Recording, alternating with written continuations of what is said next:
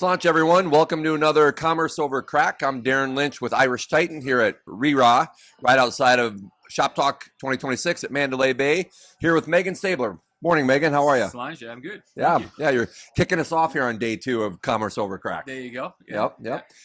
So Meaghan is a longtime e-commerce veteran, now with Alentr. That is right. All right, so I nailed it. You nailed it. All We're right. done. We can go now. Why don't you paint a picture of Alentr? Yeah, so Alentr is a startup. We're looking at pricing. We're saying that predictive and dynamic pricing is incorrect in this modern world.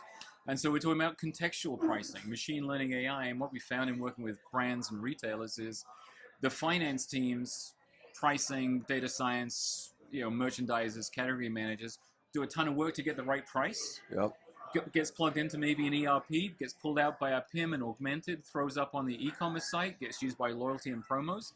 But the margin of that SKU, of that vest, that shirt, whatever it may be, is lost. And so when you're looking at retailers nowadays, it's about profit. And if you're losing profit because you have no pricing guidance, you have no guardrails, you have no governance, you're losing out. So we're taking basically all this pricing ingestion, including competitive pricing and others, but all the data science that they do today, coming out with these guardrails, inserting it into profit envelopes, and then injecting it into all of the PIMs, the ERPs, the loyalty, and the promos to give the guidance. Well, during our conversation yesterday, I mentioned this, but I'll repeat it. I really like the concepts of the pricing envelopes and the governance around pricing. I think those are unique perspectives to help paint the picture of what you guys are doing. Yeah, so unpacking that just a little bit, because I didn't talk about pricing or the profit envelopes, right? It's what. A pricing envelope for us, it's a price, right? It's about profit, right? Yep. A 1% price improvement for a retailer could actually be an 8.7 average percent improvement on profit. So we encapsulate all of this JSON data around that SKU and the guardrail price into a profit envelope. And then we deliver those profit envelopes to all of the e-com systems that they may be connected to. It could be augmenting and enriching your CDP so it knows all about you, but it's enriching the information with this profit envelope that goes into the loyalty. So you may not get the deeper discount because your propensity to buy is stronger, but it's this sort of governed intelligence that pricing has been missing. And so far, IDC, Forrester, and Gartner are all saying this is the future of retail pricing. That's great. Congrats. I think you're onto something. I hope so.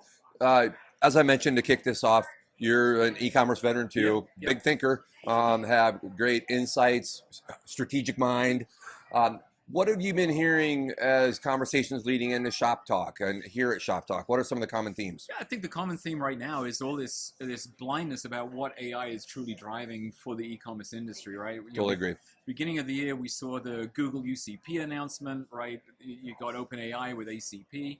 There was this magic mountain that was being visioned of agentic is the way to go. It's going to enable your consumers to buy online from any device. It's going to be fun. You're going to get more sales. And now the reality is kicking in, right? And it's not as easy to go ahead and do that. Yes, for the techies out there, you could be building your MCPs and integrations and awareness.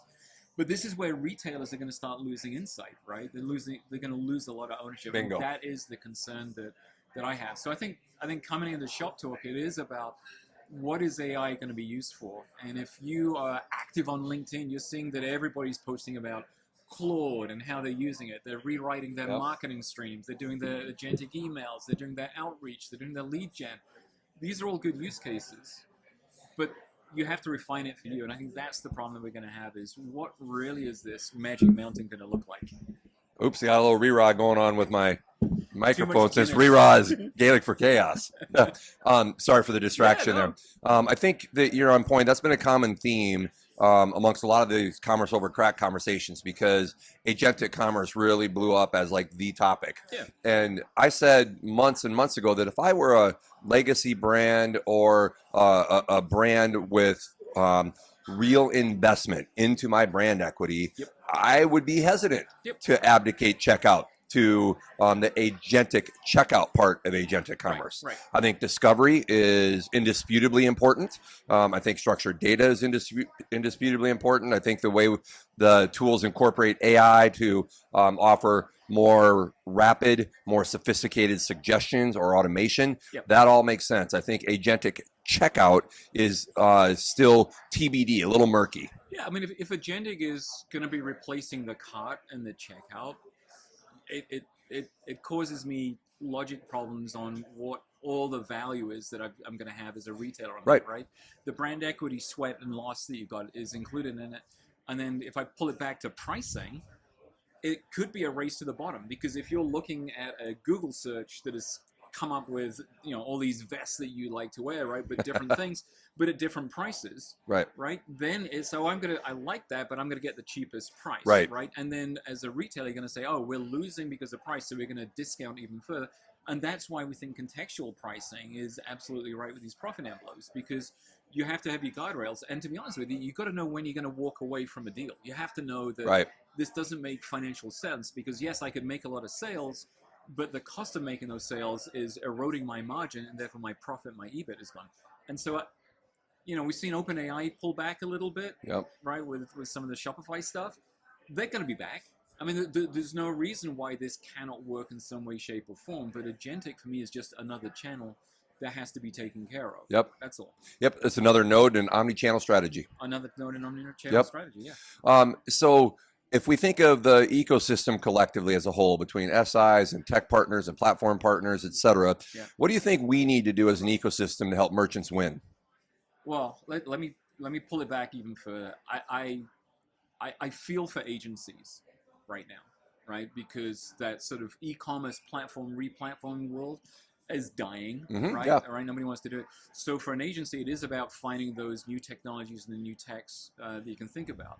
For agencies, SIs, tech partners, it really is educating the brands and the retailers on what their omni-channel strategy could be, should be, and looking at the different demographics as to who buys from where, right? My 90-year-old dad will still Google something and buy it from whatever he's coming up with, whether it's an Amazon or an Etsy or it's a direct buy and stuff. So it's really helping them refine what their channel strategy is, their purchasing strategy, the long journey, right, including returns. Yep. And so I think agencies and SIs, SIs are on the bigger end, but agencies need to do what they've been always doing very well at: understanding what your vision is as a brand or retailer, what are the outcomes that you want to drive, and then how can we weave and knit together the threads of the marketing tech stack to do it. Because there are a lot of legacy tech stacks that are out there that are not going to survive this move to, I was going to say agentic, but modern commerce. Right. There are still brands out there that have not adopted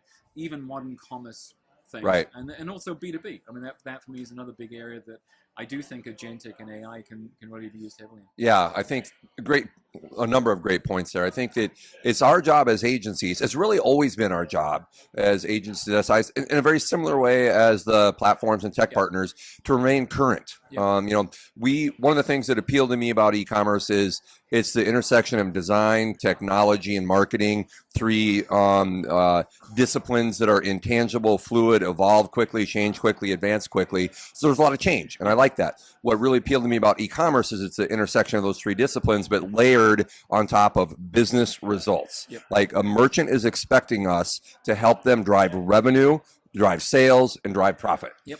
And so I appreciate that grounded business-focused nature of that. Having started Irish Titan 21 years ago, I think we've had to change every 3, 4, 5 years, something like that. It's a little bit of a snake shedding its skin, and there's a new version. I think AI broadly is accelerating our need to advance to that next level, because tactics have never been cheaper and strategies never been more valuable. Yeah. So they're looking at us to be their trail guides, their Sherpas, their whatever analogy you want to make. And it's not going to be a set it, forget it.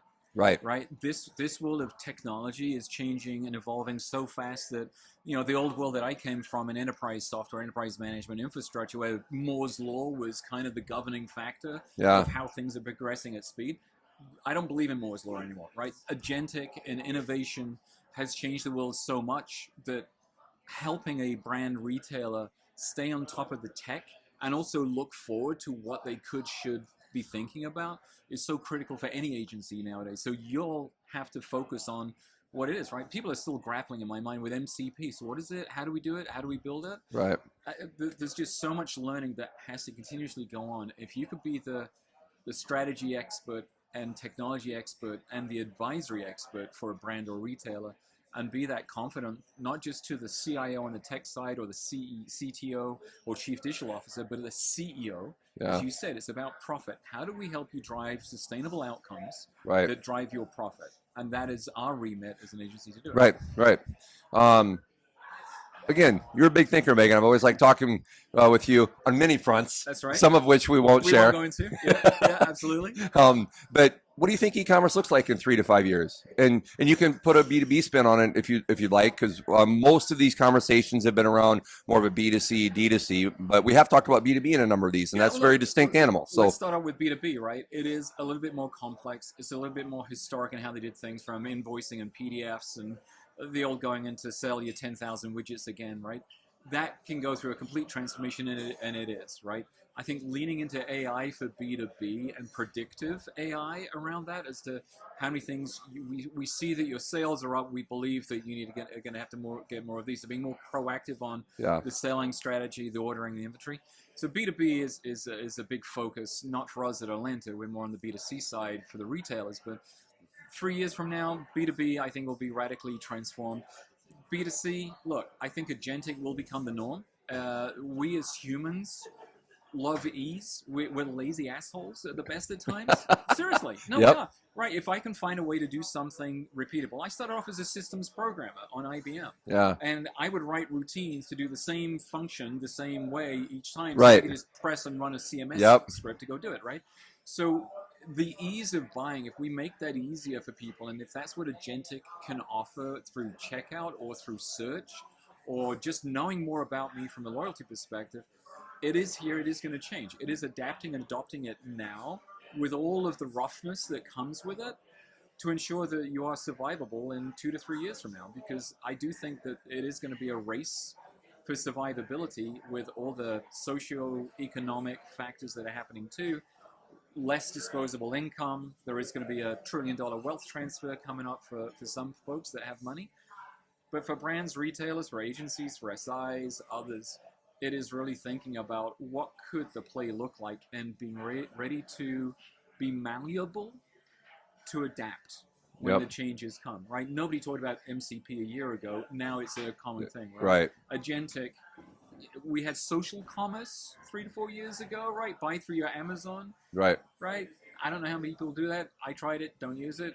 We had the Google Glasses, tried it, don't use it. Yeah. But I do think that agentic AI is here to stay. I agree. We'll see what the shape looks like when it lands, but definitely here to stay. So what a way to land the plane. All Meaghan, right, thanks for all the conversations. Always all the fun ones and the professional ones over the years. All right.